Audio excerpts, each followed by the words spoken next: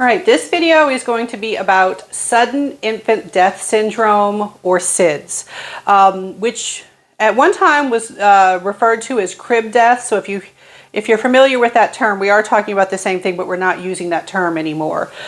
All right, so SIDS, this is an unexplained death in a seemingly healthy infant. So that's kind of a vague term. It's awful. I mean, you just hear about that. That sounds pretty awful. So researchers have been trying very hard to learn more about SIDS, try to identify risk factors and protective factors related to SIDS. Some of the things that we know: the first 3 or 4 months of life seem to be a high risk time for SIDS.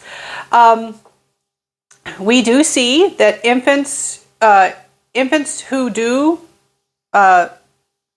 succumb to SIDS, they are more likely than other infants to have brainstem abnormalities. If you know nothing about the brainstem, or you might need a reminder, the brainstem is it's very much linked to sort of survival aspects.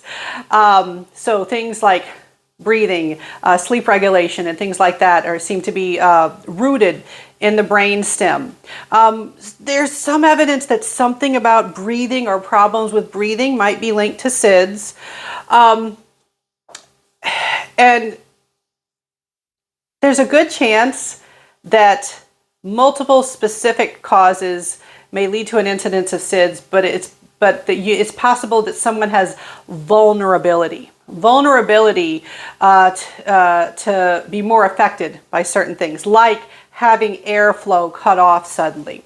So a lot of recommendations for trying to prevent SIDS focus on not preventing airflow. All right, so one recommendation to prevent SIDS that you might have heard of before has to do with sleeping position. Infant sleeping position. What position should infants be put to sleep on? Have any of you heard before?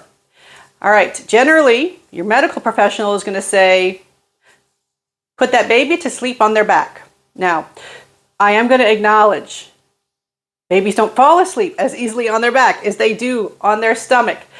And in fact, in the 1950s, the leading baby manual, advice manual that was published, actually said you should put babies to sleep on their stomach. But because of research showing that stomach sleepers had greater risk for SIDS than back sleepers, we switched the recommendations in the 90s. And so now we say back sleeping is a better position.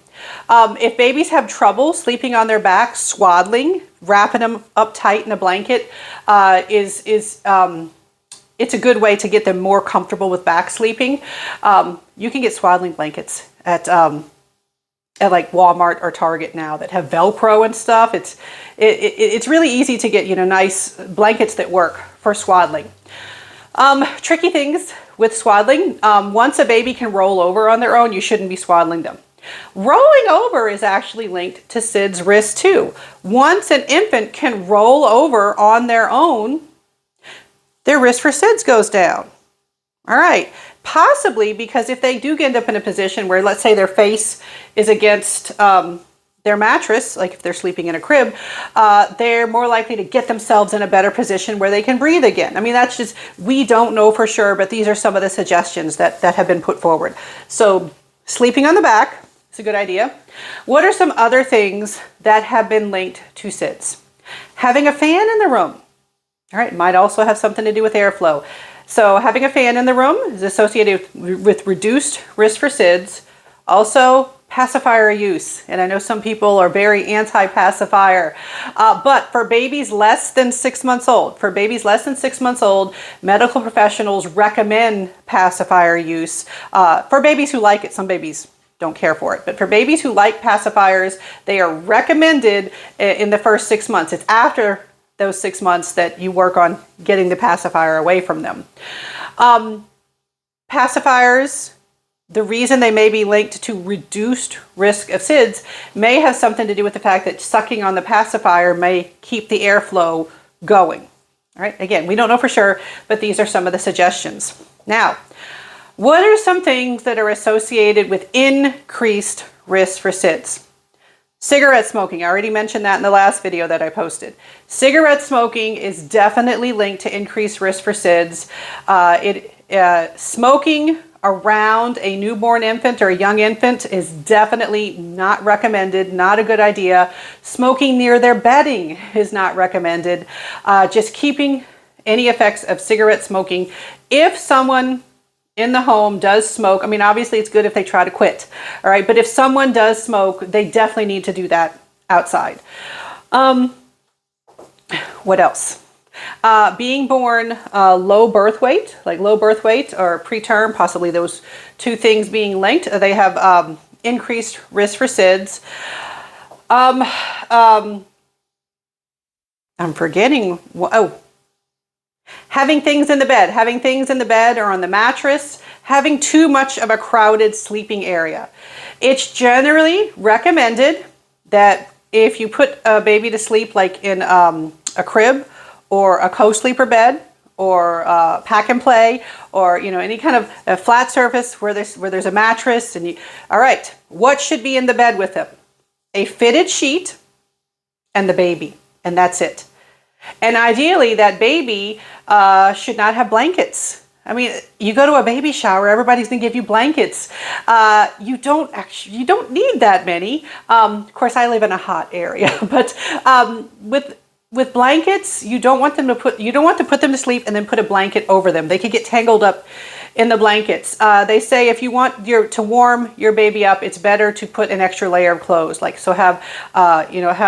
Put the sleeper pajamas, that button up or they zip up and they have the feet on them. It's better to have a layer of clothes and then put the sleeper suit over that. No stuffed animals in the first year. No pillows.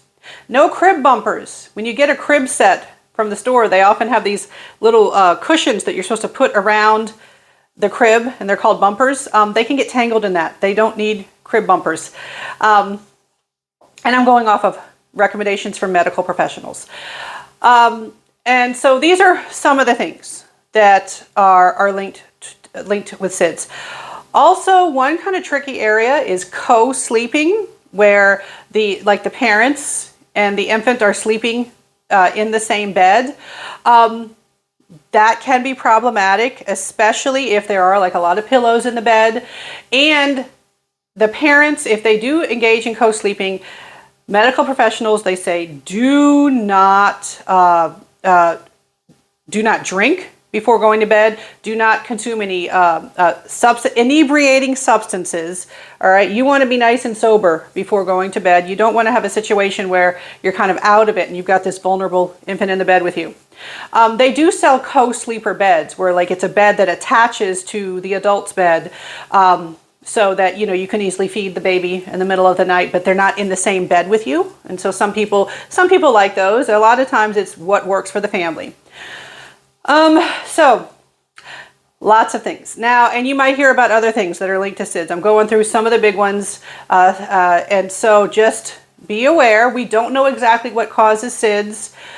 We have identified risk factors, and so we try to make recommendations about trying to, not have anything in place that has been linked to increased risk for SIDS, letting them use a pacifier, making sure there's good airflow in the room, never smoke around that baby. And so, hopefully, as we do more research, we'll learn more about SIDS and possibly even be able to make even better recommendations for preventing sudden infant death syndrome.